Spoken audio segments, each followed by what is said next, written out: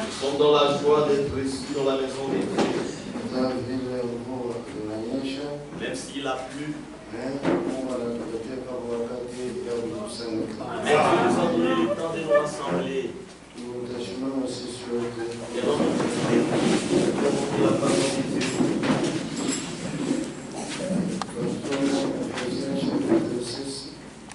Ils sont dans Éphésiens 6.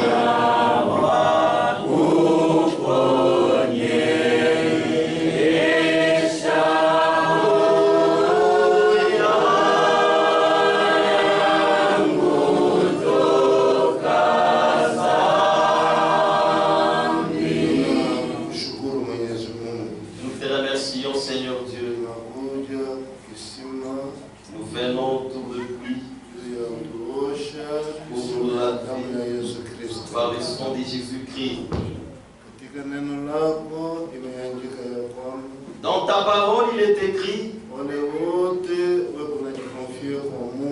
tous ceux qui se confient en Dieu ne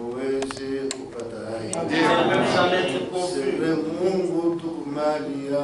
C'est vrai, Seigneur, nous t'appartenons. Fais de nous ce que tu veux. Dormir et se réveiller n'est pas une habitude. Faire le chemin jusqu'à arriver en Seigneur n'est pas une habitude. Ça, c'est par ta grâce. Aide-nous en ce soir. Bénis l'épouse là où il est. Bénis tes serviteurs. Bénis le berger de cette église. L'associé, les diacres, les administrateurs, les trésoriers, la chorale, l'interprète, et même celui qui t'ochante. Et moi-même qui me tiens debout, Seigneur, renforce-moi. Au nom de notre Seigneur Jésus-Christ. Amen. Amen. Nous lisons depuis le verset 10. Au reste, fortifiez-vous dans le Seigneur. Par sa force toute-puissante, revêtez-vous de toutes les armes de Dieu, afin de pouvoir tenir ferme contre le risque du diable. Nous n'avons pas à lutter contre la chair et le sang, mais contre les dominations, contre les autorités, contre les princes de ce monde de ténèbres, contre les esprits méchants dans les lieux célestes. C'est pourquoi prenez toutes les armes de Dieu afin de pouvoir résister dans le mauvais jour et tenir ferme après tout surmonter. Tenez donc ferme, ayez en vos reins la vérité pour ceinture, revêtez la cuirasse de la justice, mettez pour chaussée à vos pieds les ailes que donne l'évangile de Dieu. Prenez par-dessus tout cela la foi, avec laquelle vous pourrez éteindre tous les trains enflammés du malin. Prenez aussi les casques du salut et l'esprit qui est la parole de Dieu. Faites en tout temps, par l'esprit, toutes toutes sortes de prières, supplications. Veillez à cela avec une entière persévérance. Priez pour tous les saints. Amen. Amen. Nous pouvons nous rasseoir.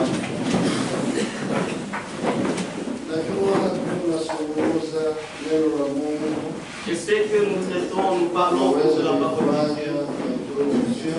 Et nous avions introduit. C'est revêtu de toutes les armes de Dieu. Une prédication.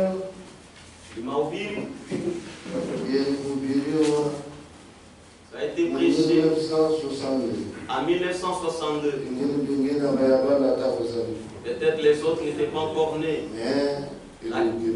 Ça a été prêché. Je sais que quand ça se dit comme ceci, nous pouvons les fixer dans des moments différents.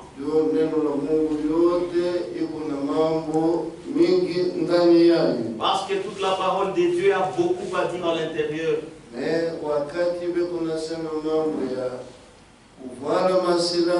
quand on parle de se revêtir de toutes les armes, c'est-à-dire il y a une bataille.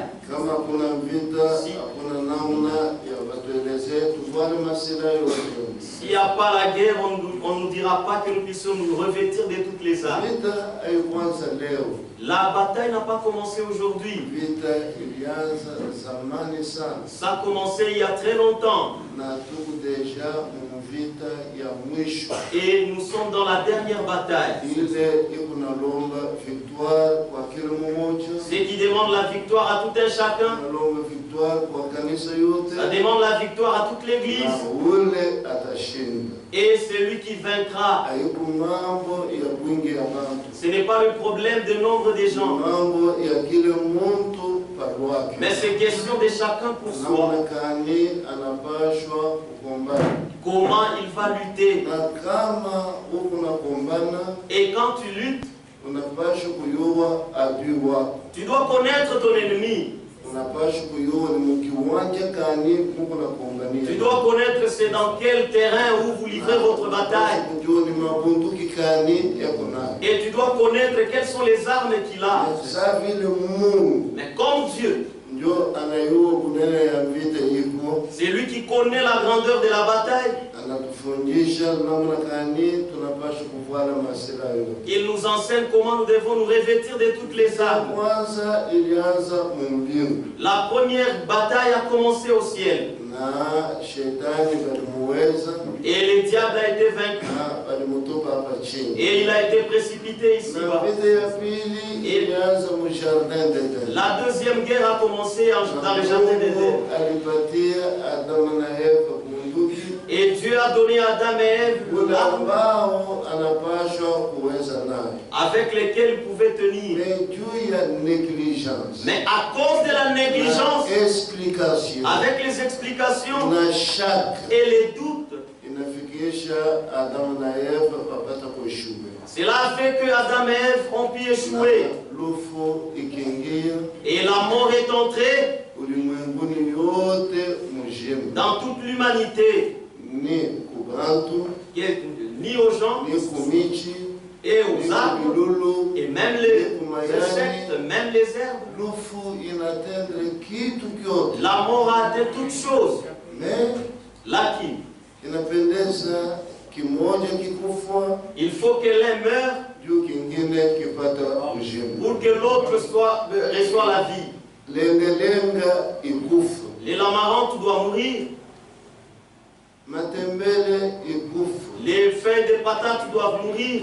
Que la poule meure.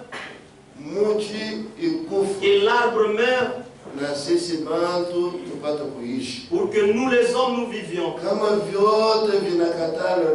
Si tout cela refusait la mort, personne ne vivra. Pour que toute l'humanité,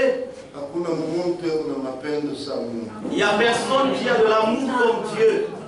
Il coûtait Mungu cher. Ça coûtait cher à Dieu de pouvoir livrer son Fils unique pour qu'il descende dans le monde et qu'il meure pour toute l'humanité. Mais il y a une chose particulière. C'est lui qui croira son Fils. Il croit dans la mort de son Fils. Comme son Fils est ressuscité. Et même celui qui les croit sera ressuscité avec lui. Et comme il est monté au ciel, et celui qui le croit montera aussi au ciel avec lui. C'est pourquoi, bien-aimés chrétiens, avant d'être soldat, tu dois être enrôlé. C'est la première des choses. Tu ne peux pas te lever avec toute brutalité, non, je deviens soldat. Non. On doit d'abord t'enrôler. Et après que tu sois enrôlé,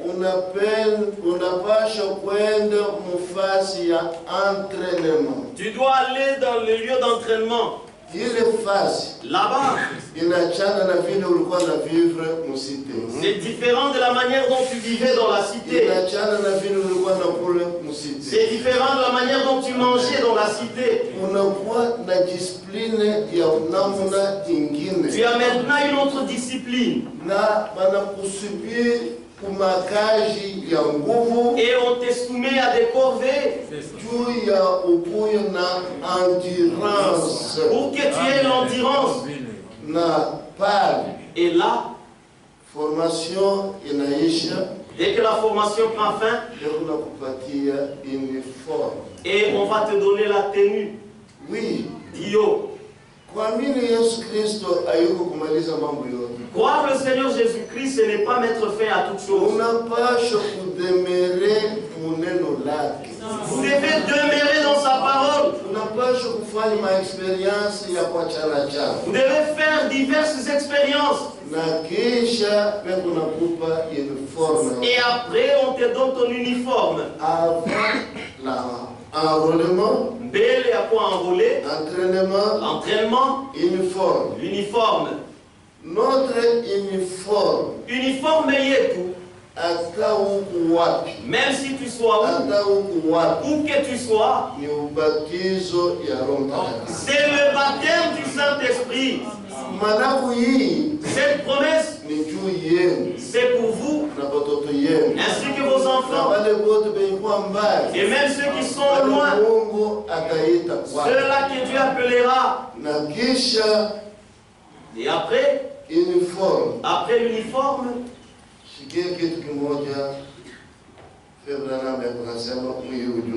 écoutez ce que le frère Branham en parle dans ce message.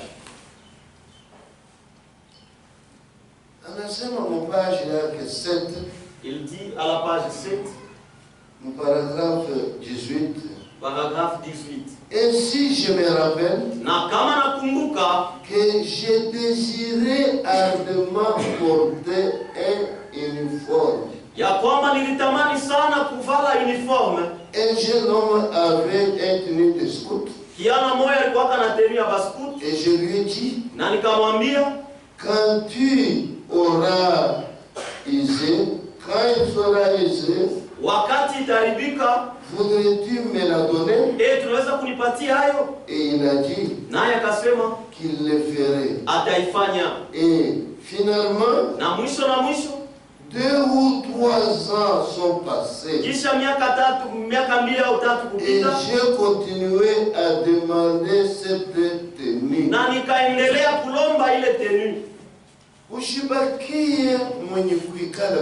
Ne reste pas étant assis seulement.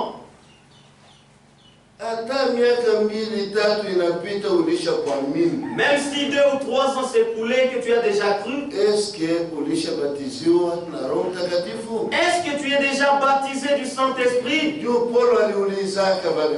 Parce que Paul avait posé la question à Samuel. Après avoir cru, avez-vous reçu le Saint-Esprit? Et même ce soir, mon frère, ma soeur, après que tu sois, est-ce que tu as déjà reçu le Saint-Esprit? Le Saint-Esprit, Dieu les donne aux gens. Il n'y a pas le pasteur, ce n'est même pas le prédicateur, ce n'est même pas l'église qui peuvent donner le Saint-Esprit à l'homme. Ça, c'est l'affaire de l'homme et Dieu lui-même. Obéissance totale à sa parole.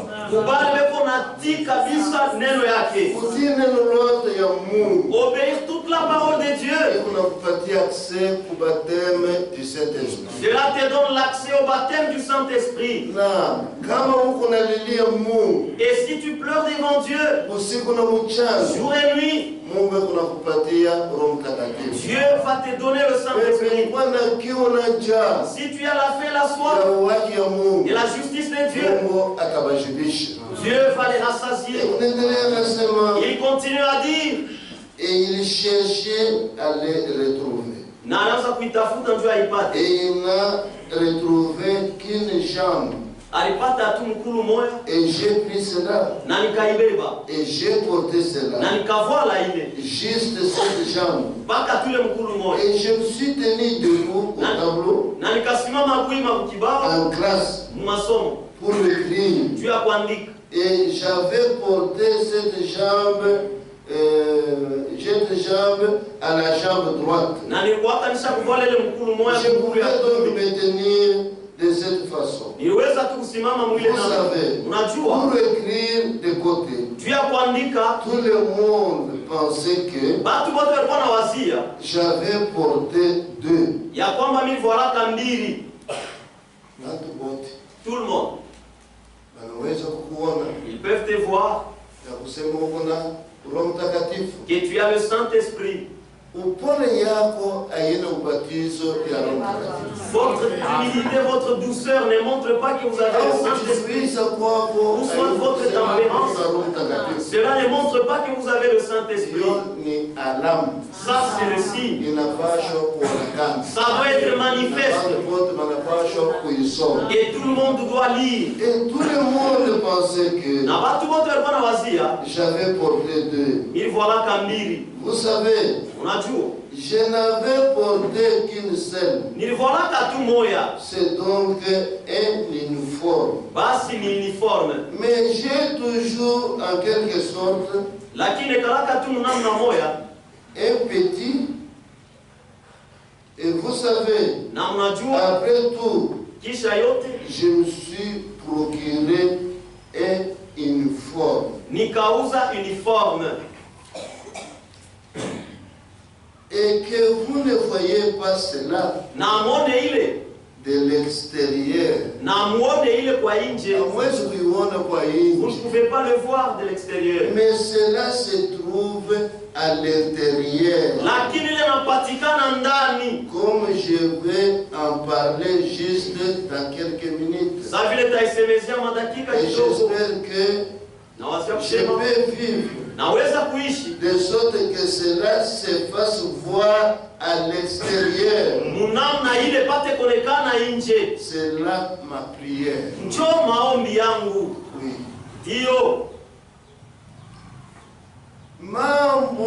Le problème, c'est l'extérieur. C'est que l'extérieur soit visible. Voyez les chauffeurs. On leur met des insignes, des indications. Il faudrait qu'ils voient cela pour qu'ils ne fassent pas d'accident.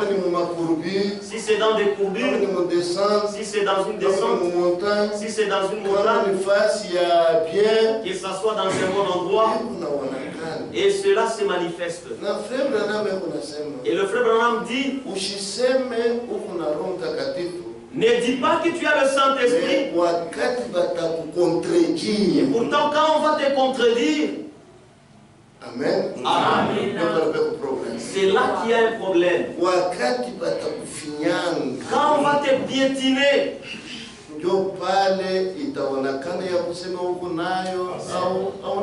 c'est là que ça sera manifeste si tu l'as ou soit tu ne l'as pas. Et quand au moment où ils sont entraînés comme cela, tu ne verras pas les militaires comme tous les restes des civils. Et même sa marche, et même sa façon de s'asseoir, c'est très différent.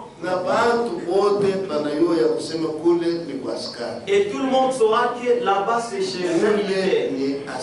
Celui-là c'est un militaire. C'est la même chose aujourd'hui. Ne dis pas que tu es chrétien et les gens te doivent. Ils disent que réellement il est chrétien. Que ce soit dans les quartiers, que ce soit dans des deuils, que ce soit dans des fêtes. Je vais vous donner un exemple terre à terre. Nous avons dit que nous sommes séparés du monde. Mais regardez l'organisation de nos mariages. Est-ce qu'il y a une ressemblance? Est-ce que ça a des ressemblances avec l'organisation des mariages du monde ou pas? Et même nos musiques, et même nos danses. Comment ça y est? Et j'ai dit aux frères et les sœurs, ceux qui jouent le rôle des parrains, cette chose-là ne se trouve pas dans la parole de Dieu. Ça ne peut pas se trouver là-bas. Vous pouvez les aider, mais ça ne doit pas être un titre. Quand les gens ont des problèmes, au lieu de venir voir les conducteurs à l'église, ils vont voir les parrains. Et ce sont les parrains qui vont les conseiller, les juger. Qui vous a enseigné comme cela? Si vous avez des problèmes, levez-vous et allez-y à l'église. Il y a des gens qui sont loin pour traiter ces dossiers. Amen. Après,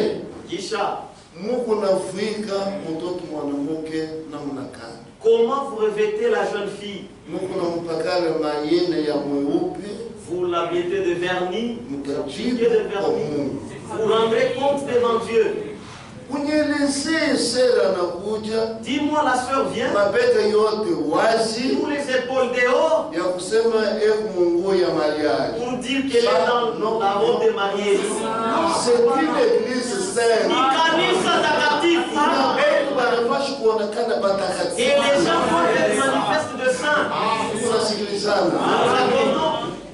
Amen.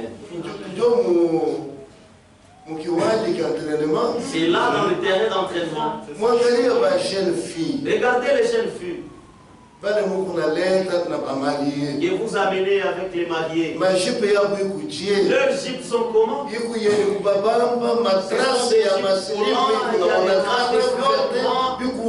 tout c'est à découvert. Non, non, non, non, non. Non, non, non, non, non. C'est lui qui nous a appelés saints. Et soyez aussi saints. Dans toute votre conduite. Amen. Il faut veiller. Parce que l'époux vient. Comment va-t-il nous trouver? Et regardons. Observons dans nos deuils. Comment ça y est? Que faisons-nous là?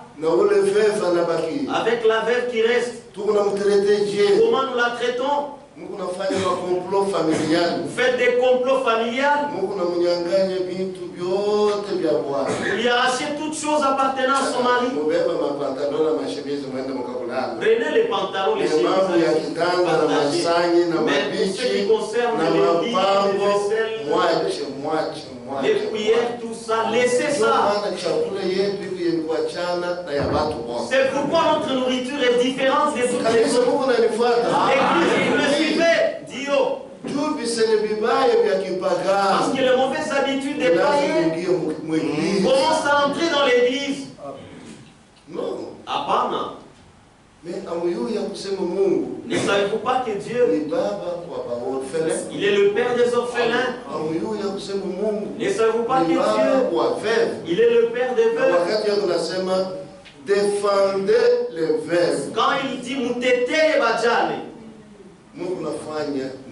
que faites-vous? Oh non, c'est un problème de leur famille. Comment la famille païenne va vous dominer, vous? Non. Un militaire, askari, wakati anapata uniforme, quand il reçoit son uniforme, maintenant beaucoup de temps d'entraînement. Il y a maintenant un temps d'entraînement. Comment kupika bunduki, comment manier l'arme, comment kushuka chini, comment ramper, comment observer. On lui donne toutes les techniques possibles. C'est pourquoi vous entendez, la parole de Dieu dit, faites en tout temps, par l'esprit, toutes sortes de prières et supplications. Veillez à cela avec une entière persévérance. Oui. Dio. Nous n'avons pas la prière au nom du Père, Fils et Saint-Esprit. Nous n'avons pas la prière d'imposer la main sur les fous. Non. À part, tu parles avec Dieu, ton Père. Dis-moi aujourd'hui, tu vas à genoux. Pendant combien de temps vas-tu louer Dieu? Pendant combien de minutes vas-tu vanter Dieu? Pendant combien de minutes tu vas prier pour toi-même? Pendant combien de minutes vas-tu prier pour les saints? Pendant combien de minutes vas-tu prier pour l'humanité? Tout ça, c'est l'entraînement. Chaque chrétien doit s'entraîner. Si tu n'es pas malade, tu peux t'asseoir sur la chaise. Si tu ne sais pas t'asseoir par terre, prie Dieu. Mais si tu n'es pas malade, tu dois te tenir debout. Ou bien tu dois être à genoux. Et tu es là en train de prier Dieu. Tout ça, tu dois t'entraîner. Et après, tu ajoutes les jeûnes. Il y a différents jeûnes. Tu peux dire aujourd'hui je ne sortirai pas. Et je reste seulement dans la maison. Et là tu te prives, de quelque chose que tu devais faire. Tu te prives de ça. Tu peux dire non. Je vais manger un fils qu'une boule. C'est fini. Je peux boire un verre seulement. Mais si tu es conduit de Dieu, tu ne sentiras pas la faiblesse. Tu ne sentiras pas la famine. Non. Tu auras toujours la force. C'est pourquoi mes bien-aimés chrétiens, nous devons dans notre manière de faire les choses.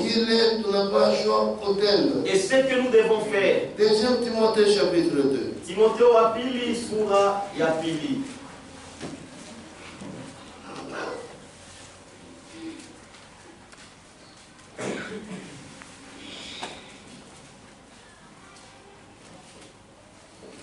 Depuis le verset 1. Kuanzia shairi yake ya kwanza. Je vous exhorte donc, namionya basi wandugu, avant toute chose, mbele ya vitu vyote, à faire des prières, kufanya maombi, et des supplications, na maombolezo, et des requêtes, mahitaji, et des actions de grâce, matendo ya shukrani, pour tous les hommes. juu ya watu wote. Unasikia wingi ya vitu inasemewa pale. Voyez les choses qu'on a citées là.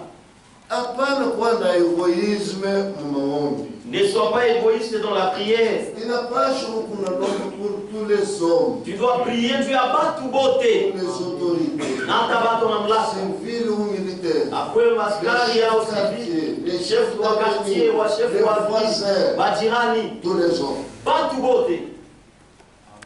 Donc Mungu wetu. C'est ça notre Dieu.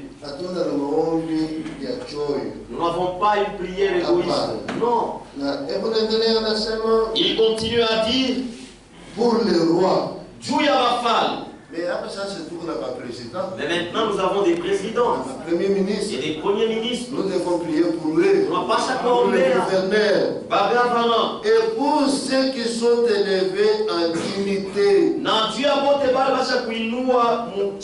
Afin que nous menions une vie paisible. En toute piété et honnêteté. Cela est bon et agréable devant Dieu notre Sauveur, qui veut que tous les hommes soient sauvés et parviennent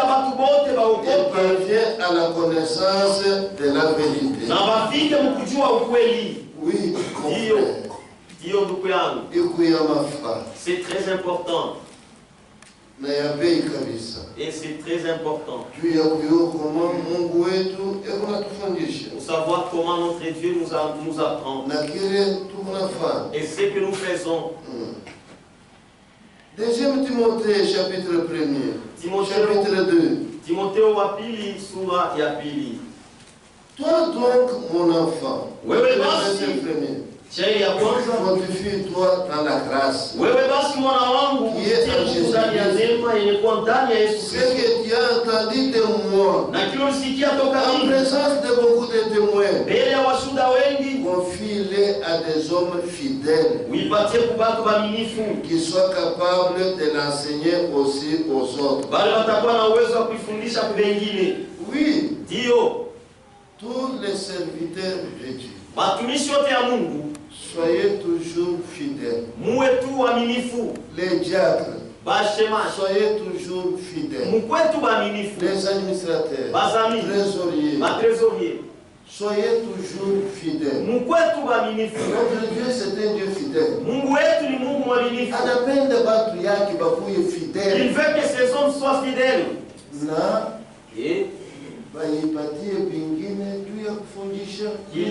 Il les donne aussi afin de pouvoir enseigner aux autres.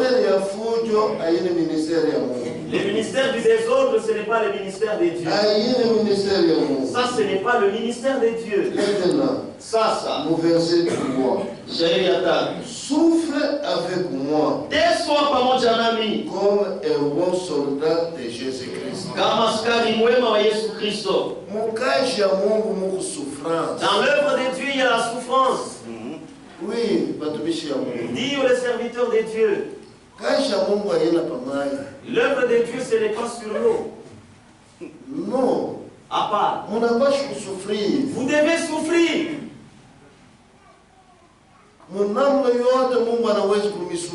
De toutes les façons que Dieu peut vous soumettre. Vous savez, nous comme des hommes, si vous perdez votre femme, vous ne viendrez pas prêcher. Vous perdez votre enfant, vous n'allez pas prêcher. Vous êtes malade, vous ne viendrez pas prêcher. Mais dans cette écriture ici, à qui on va l'attribuer? Souffre avec moi. Qu'elle soit pas mon ami. Amen. C'est pourquoi on n'a pas veiller. Donc, on n'a pas chaque église. Et vous, église, on n'a pas tirer à attention. Vous devez tirer attention. Une femme peut être bonne en tout ce temps. Mais il y a un temps qui l'attend. C'est le temps de la maternité. À la maternité, là, il n'y a pas de lit. Ou soit il y a des causeries. Là-bas, c'est la souffrance sur souffrance. Et élever les enfants, ce n'est pas chose facile. C'est toujours la souffrance. Regardez l'arbre là dehors. Ça n'a pas la chambre à coucher. Ça n'a pas les moustiquaires. Ça n'a pas quelque chose pour se couvrir. Le soleil les frappe, la pluie tombe sur lui. Le soleil les frappe. Et l'homme vient, il les coupe avec la machette. La kinikisha. Et le fruit apparaît. Tu diras, mon arbre a produit des fruits. Et tu attends quand ça va mûrir. Et quand ça devient mûr, tu vas cueillir un fruit. Tu les regardes. Et tu manges. Tu sens que c'est tellement bon et c'est sucré. Est-ce que tu connais la souffrance que l'arbre a subi? Quel est le produit que tu as injecté là? Et ça passait dans cette souffrance pour que toi tu puisses vivre. C'est ce que Jésus-Christ a fait. Lisons. Nous allons retourner à cet endroit ici. Isaïe 53. Isaïa 53.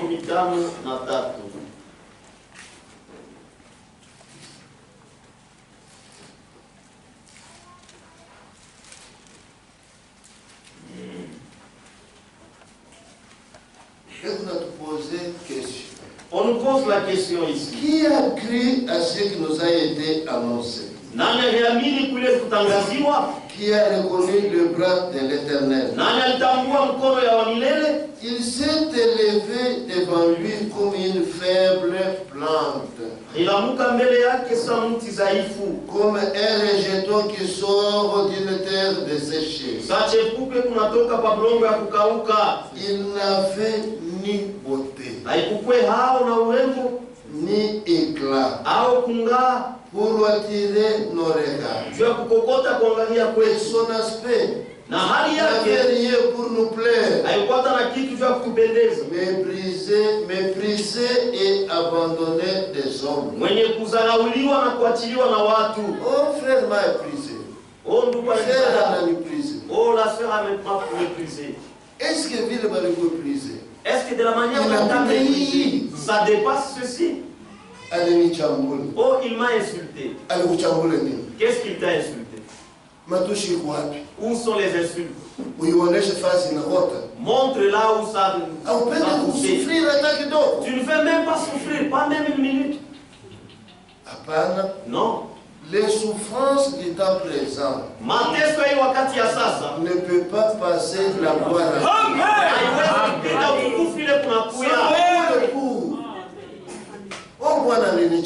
Oh, mon mari m'a insulté. Est-ce que réellement tu es insensé? Il doit savoir, un insensé c'est qui? Ne tiens-tu pas les animaux? Tu ne marches pas nu dans la vie. Et pourquoi tu t'énerves? Oh, regarde les yeux comme l'œuf de la poule. Est-ce que toi tu es l'œuf? Est-ce que toi tu es l'œuf? Toute la nuit je n'ai pas dormi. Non. Apana. Il faut souffrir. Il n'a pas chapeauté soi. Jésus-Christ a souffert. Jésus-Christ a arrêté soi. Pour que nous nous paraissions. Méprisé, abandonné les hommes. Kuzarauliwa na kuachiliwa na watu. Homme de douleur. Mtu wa maumivu. toute ta douleur, de toute la maladie que tu as. Je dis que toute la nuit je n'ai pas dormi. Jésus-Christ, Muntu wa mateso, habitué à la souffrance. Mwenye kuzobelea mateso, il est habitué. Et semblable à celui dont on détourne le visage. Nous l'avons dédaigné. Nous n'avons fait de lui aucun cas. Cependant, ce sont nos souffrances qu'il a portées. C'est de nos douleurs qu'il s'est chargé. Et nous l'avons considéré comme puni. La paix de Dieu est humiliée. Il était blessé pour nos péchés, brisé pour nos iniquités. Les châtiments qui nous donnent la paix est tombé sur lui. Et c'est par ses maîtrises que nous sommes guéris. Oui. Souffrance et à Jésus-Christ. Mateso ya Yesu Kristo. Par ces meurtrissures, c'est là que nous recevons notre guérison. C'est pourquoi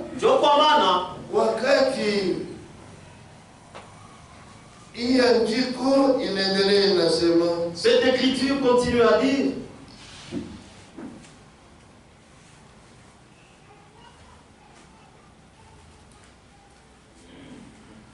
Deuxième Timothée,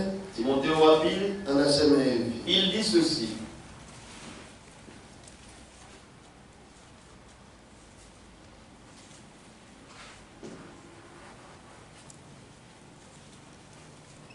Ok. Au verset 3. Souffle avec moi comme un bon soldat de Jésus-Christ. Il n'est pas des soldats qui s'embarrasse des affaires de la vie. S'il veut plaire à celui qui l'a enrôlé.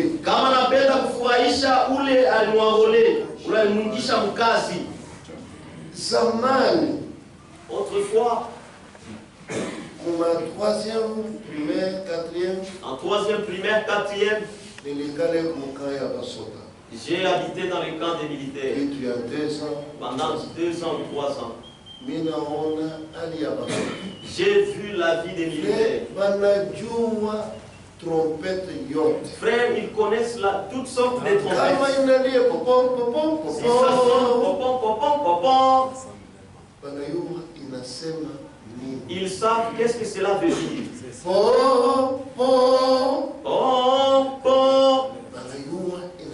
Ils savent la signification de cela. Et quand ils sont dans la période de la guerre, vous allez voir tous debout. Et tout le monde aime aller en guerre. Ils entendent comment l'arme retentit dans les champs d'entraînement. Dans ces champs. Ils ont déjà entendu chaque retentissement de l'arme. Toi, si tu entends ça, tu ne peux même pas savoir. Lui, quand il entend, il se dit non, ça c'est le mortier. S'il entend, il dit ça c'est mitrailleur.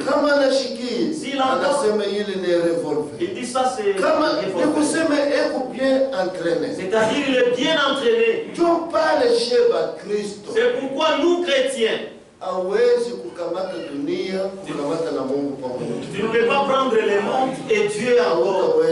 Tu ne sauras pas jamais.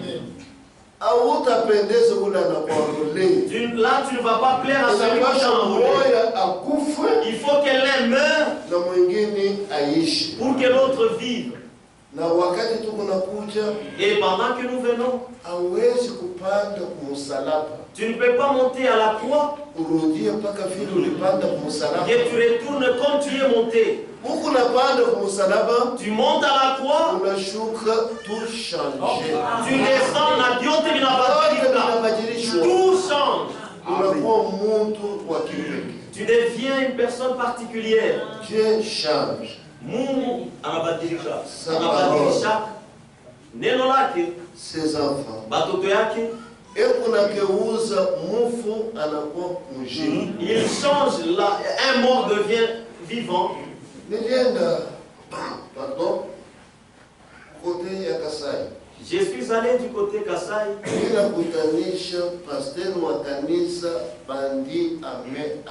J'ai trouvé les pasteurs d'une église, d'une assemblée, un bandit mais armé. Qu'est-ce que cela veut dire? Avant de croire, il était bandit. Mais armé. Dès qu'il entre dans un village, avec son équipe, il n'y a pas moyen. C'est ravagé. Mais si vous passez un billet à village, les jours que le pasteur lui est parti prêcher là-bas, cet homme est venu. Il était là en train de fumer sa cigarette. Il lui a demandé, si je crois, qu'est-ce que tu vas me donner?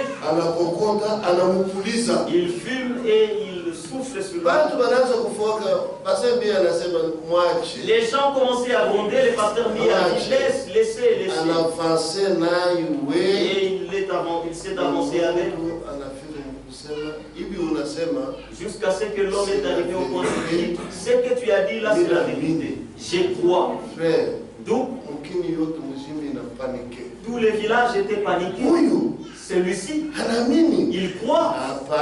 Non. Nous allons observer pendant 2 jours. Une semaine. Un mois. Moins 6 mois. Au 3e mois. Dans le 3e mois. Lui aussi commence à prêcher aux autres. Et les gens commencent à croire. Il a baptisé. Il a une grande église de plus que celle-ci. Amen. Là-bas. C'est pourquoi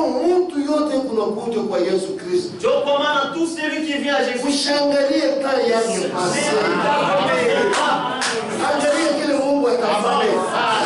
ce que tu as fait là. C'est pourquoi. Ne dis pas que non, celui-là si elle vient à Jésus-Christ, elle va changer complètement. Je commande à vous. Vous êtes une ville située sur une montagne. Et tout le monde doit vous voir. Vous êtes une lampe allumée dans une maison qu'on a mis sur la table et ça éclaire à tout le monde. C'est pourquoi je commande être un soldat de Jésus-Christ. Non. Ça c'est devenir quelqu'un d'autre. J'ai une autre vie. J'ai un autre comportement. J'ai mon langage. On ne peut jamais me trouver dans un bar. On ne peut jamais me trouver dans un terrain de football. On ne peut jamais me trouver avec la bouteille de loutou. On ne peut jamais me trouver dans la poitrine d'une femme. Non. Je deviens quelqu'un d'autre. C'est ça, un soldat de Jésus. C'est pourquoi le frère Branham raconte. Il a dit il y avait un homme. Il faisait la pêche des vins. Il me dérangeait sérieusement. Et il était dérangé par l'esprit. Et après qu'il ait cru, ses esprits le dérangeaient toujours. Maintenant un jour, il a entendu une voix qui lui dit, taille une croix. Et il a taillé la croix. Il a dit, dors avec. Quand il était endormi avec cette croix, si ces esprits venaient voir la croix, et ça prenait fou. Maintenant, les jours qu'il a couverture, si ces démons venaient, ça regarde, ça ne voit rien. Et ça les tourmentait. C'est pourquoi vision yen. Dieu commande à votre vision. Mandoto yen. Vos rêves. Yote ayena ya Mungu. Ce n'est pas mandoto mingi. Il y a beaucoup de rêves, c'est en rapport avec ce que nous vivons. Il y a beaucoup de rêves, c'est en rapport avec ce que nous écoutons. Beaucoup de rêves, c'est en rapport avec tout ce que nous voyons. Et ça reste dans les cerveaux. Et quand ça reste dans les cerveaux, et c'est alors que tu vas commencer à rêver, tu ne sauras pas que ce que tu as dit, ou soit ce que tu as entendu. Et manger c'est rassasié aussi. C'est pourquoi aujourd'hui, je ne peux pas rester toute la journée à la télé. Toute la nuit sur Internet. Jeunes frères et jeunes sœurs. Vous voyez, vous regardez les films pornographiques. Ces films, vous commencerez à rêver. Et ça commencera à vous arriver. Et vous ne saurez pas avancer dans la foi. Il faut éviter ma film porno. Il faut éviter les films pornographiques. Il faut éviter Il faut éviter toutes les choses qui peuvent fuir votre esprit. C'est pourquoi Léo Dieu commande aujourd'hui. Tu peux rêver, tu peux avoir un rêve de ton frère qui te tremble, ou soit ta maman, ou soit ton père. Si tu te réveilles, ne t'énerve pas contre lui. C'est quoi? C'est un démon qui a utilisé sa face. Et ça va te tourmenter. Et c'est là quand tu vas te réveiller le matin. En tout cas, c'est papa. C'est papa. Non. Il m'a fait beaucoup souffrir. Non, tu ne sauras pas. C'est faux. Ce n'est pas lui. Ce sont les démons qui ont utilisé son visage. Tout est troublé dans ta vie. Dieu commande à nous. Nous les retournons à la parole de Dieu. Parce que Dieu, il a donné à l'église 2 armes. La première arme, c'est la parole de Dieu. La parole de Dieu est l'esprit de toutes choses. Ça dépasse les malades. Ça dépasse les esprits. Ça dépasse les enfants. Ça dépasse le travail. Ça dépasse le succès de ces mondes.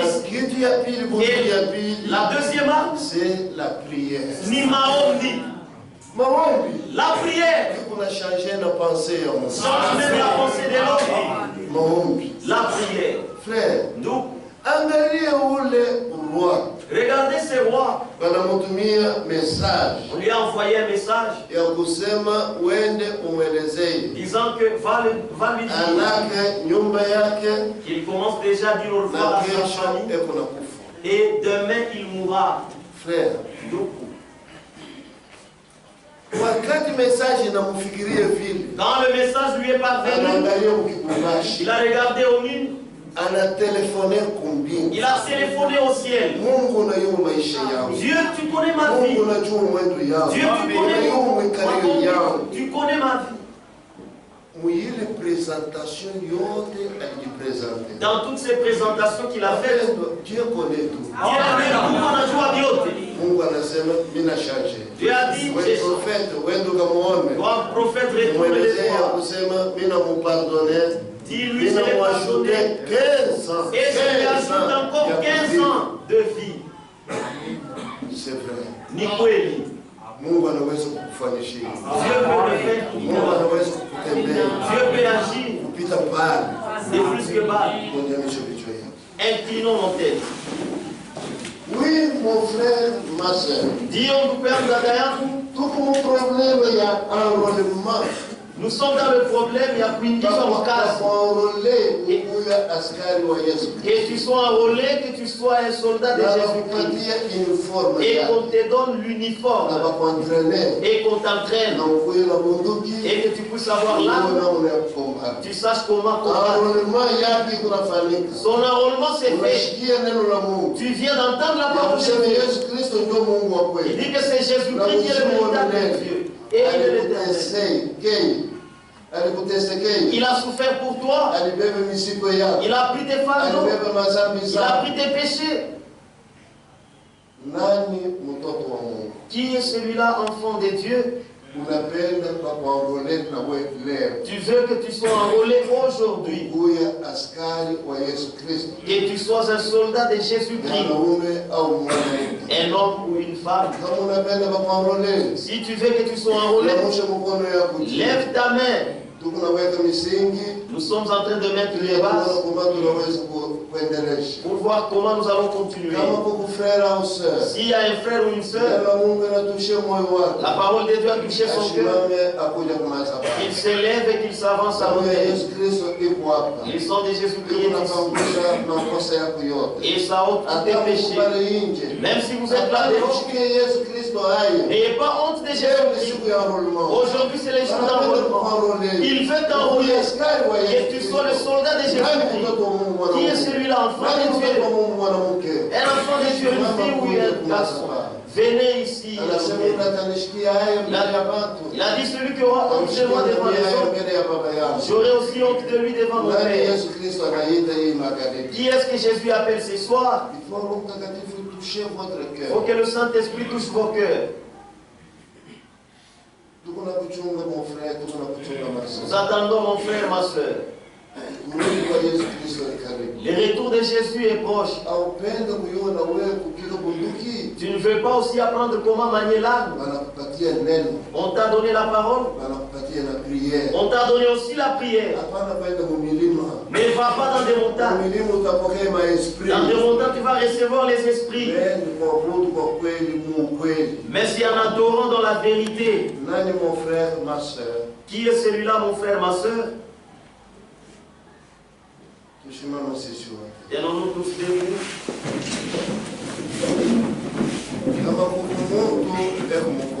S'il y a quelqu'un qui est malade, nous avons lu ce que Jésus-Christ a fait. C'est par ses meurtrissures. C'est là que nous recevons notre guérison. Avant de céder la chair, tout celui qui est malade, qu'il touche là où il y a sa maladie. Et moi je vais prier Dieu. Père Céleste, nous nous tenons debout devant toi. Regarde la main de tout et chacun là où ça touche. Toute maladie n'est qu'un démon. Tu nous as donné le pouvoir, comme les soldats, de pouvoir chasser les démons. Tout démon, partout le nom de Jésus-Christ. Sortez de ces lieux. Par les meurtrissures et par les meurtrissures de notre Jésus, que toute maladie, que tout malade là où tu as touché, s'il est entré malade, Seigneur, en sortant, qu'il soit guéri. Tu peux le guérir aujourd'hui, tu peux le guérir demain, tu peux le guérir à n'importe quel moment. Parce qu'il n'y a rien qui peut te dépasser, toi. Touche tes enfants. Amen. Partout ils se tiennent. Au nom de notre Seigneur Jésus-Christ. Amen. Amen. Et reçois sa guérison. Oui, mon frère.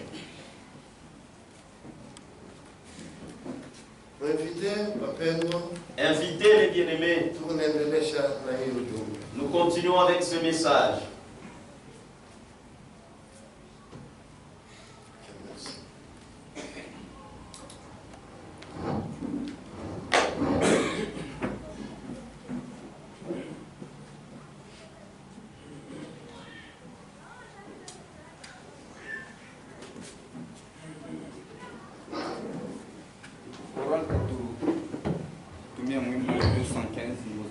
La chorale va nous entonner le 115 Nyimbo za Mungu. Nous allons adorer notre Dieu après avoir écouté la parole de Dieu, la parole de consolation.